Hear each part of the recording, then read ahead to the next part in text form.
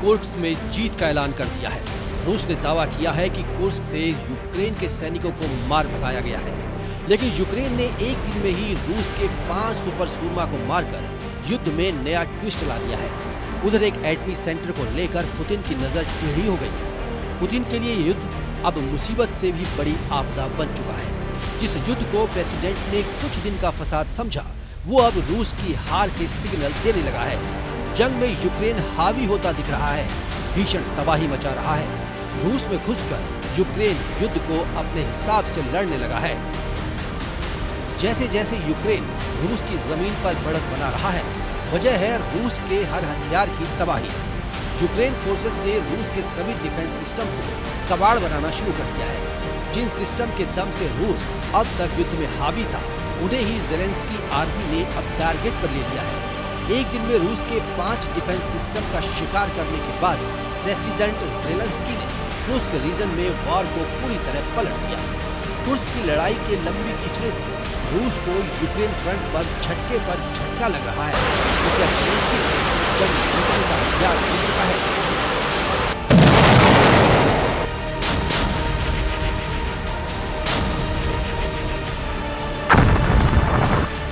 आखिर किस हथियार से रूस के सभी बाहुबली कहे जाने वाले डिफेंस सिस्टम के यूक्रेन एक बार से परखच्चे उड़ा रहा है?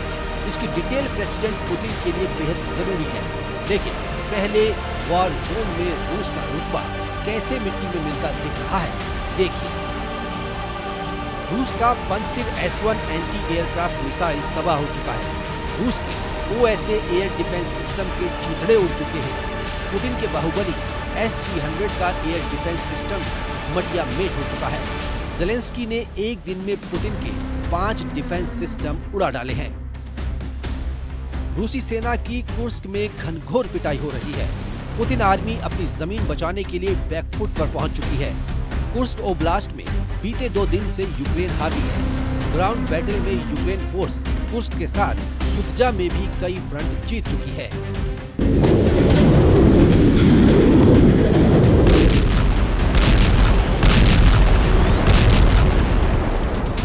अब यूक्रेन में रूस की सेना की पिटाई शुरू हो चुकी है। सुमी, खार्किव में यूक्रेन के ड्रोन हमलों से रूस के हथियार गोदाम तबाह हो गए हैं। कभी यूक्रेन का हिस्सा रहे क्राइमिया, जिस पर अब रूस का कब्जा है, उस बॉर्डर पर भी रूस की सेना सरेंडर करती दिख रही है। कुर्स्क में रूस का सबसे बुरा हाल हो रखा है, जहां यूक्रेन ने एक बफर जोन बनाकर रूसी सेना की घेराबंदी कर लाशें बिछा दी। प्रेसिडेंट जेलेंस्की ने दावा किया है कि रूस ने सिर्फ कुर्स्क की लड़ाई में 38,000 से ज्यादा सैनिकों का नुकसान उठाया है। जेलेंस्की ने पुतिन को नए साल पर तगड़ा झटका दिया है। यूक्रेन का दावा है कि कुर्स्क ऑपरेशन शुरू होने के बाद से दुश्मन को सिर्फ इस क्षेत्र में ही 38,000 से ज्यादा सैनिकों का नुकसान उठाना पड़ा है, जिसमें लगभग 15,000 तो बहुत बड़ा नुकसान भी शामिल है। यूक्रेन की सेना ने रूस को बड़ा झटका देते हुए सोमवार को एक ही दिन में 5 एयर डिफेंस सिस्टम को तबाह कर डाला। यूक्रेन की सेना ने रूस के 2 पंसिर S-1 एंटी एयरक्राफ्ट मिसाइल और gun system, 1 OSA air defence system और 2 S-300 एयर डिफेंस सिस्टम को एक ही दिन में तबाह कर दिया है। अनुमान है कि रूस को इस झटके से करीब $35 करोड़ का झटका लगा है। इससे पहले यूक्रेन सेना रूस के S-400 एयर डिफेंस सिस्टम को भी तबाह कर चुकी है। यूक्रेन फोर्सेस ने जिस पंसिर S-1 एंटी एयरक्राफ्ट सिस्टम से रूस ने युद्ध में अब तक बढ़त बना रखी थी, उसे तबाह कर अब जंग का रुख बदल दिया गया है। रूस के जिस लड़ाके को यूक्रेन ने बर्बाद किया, उसे प्रेसिडेंट पुतिन की सुरक्षा में भी तैनात रखा जाता है। पंसिर S-1 एंटी एयरक्राफ्ट मिसाइल और गन सिस्टम $2 करोड़ की कीमत वाला हथियार है। रूस इस सिस्टम को बेहद संवेदनशील इमारतों, महत्वपूर्ण संस्थानों, राष्ट्रीय मूल्य की जगहों और व्यक्तियों की हिफाजत के लिए करता है, जिसका असली नाम SA-22 ग्रे हाउंड है, लेकिन पेंट से इसका पॉपुलर नाम है। Self propelled anti air missile defence system medium range का हथियार है, जिसे कहीं भी ले जाया जा सकता है और कम दूरी तक फाइटर जेट, क्रूज मिसाइल और कई तरह के रॉकेट को मार गिराने के लिए इस्तेमाल करते हैं। पेंसिल की मदद से दुश्मनों के हमले को आसानी से रोका जा सकता है। रूस ने यूक्रेन युद्ध में एंड सिस्टम को महत्वपूर्ण ठिकानों जैसे कैचर ब्रिज की सुरक्षा में भी लगा रखा है। क्राइमिया को रूस से जोड़ने वाले ब्रिज की अहमियत, ये डिफेंस सिस्टम की ताकत का अंदाजा लगाया जा सकता है। रूस जिस हथियार को अभेद्य मान रहा था, उसे यूक्रेन ने बारूदी धमाके से नेस्तनाबूद कर दिया। S-300 जैसे मिसाइल डिफेंस सिस्टम की भी धज्जियां उड़ रही हैं, जिससे पुतिन के हथियार गोदाम में डिफेंस सिस्टम की किल्लत हो गई है। मीडिया रिपोर्ट के मुताबिक रूस के पास इतने डिफेंस सिस्टम भी नहीं कि वो दूसरे देशों से किए गए वादे को पूरा कर पाए।